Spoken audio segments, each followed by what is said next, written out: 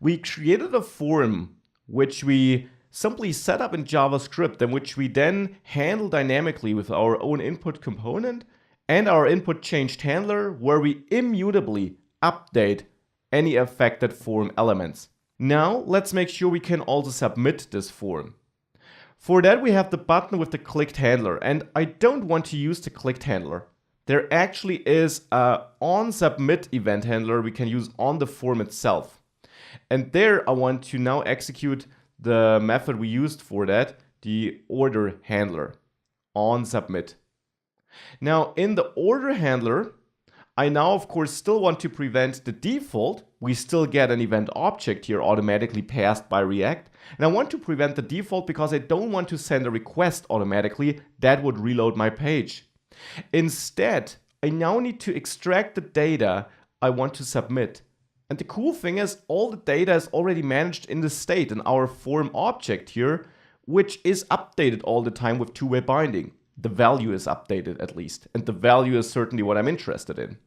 I can create a new constant, let's maybe name it form data, and there I want to get the data from my state. And I want to basically get my order form object here, though I don't care about the element type and the element config.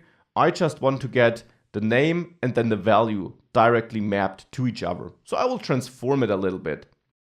For this, form data can be an empty object initially, and then I'll loop through my form.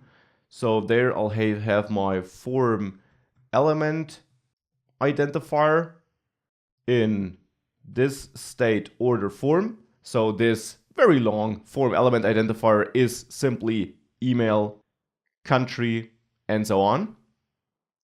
And then I want to set form data for a given form element identifier equal to this state order form for the form element identifier, and there access the value. So I simply create key value pairs where I add a new property to form data, a property like country, like email, and so on. And I set the value of that property not equal to an object, but simply to the value the user entered.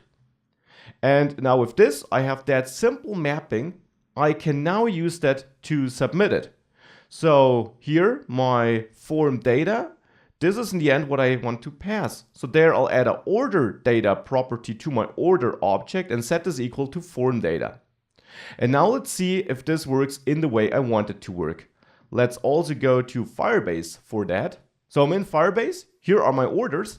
Let's now add a new order and see if that works.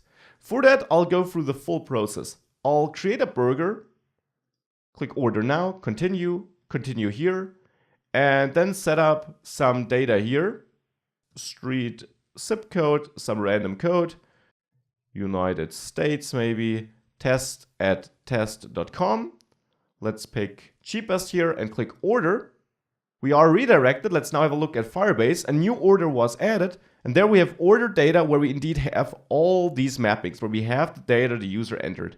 So submitting the form works just fine and in a very dynamic way.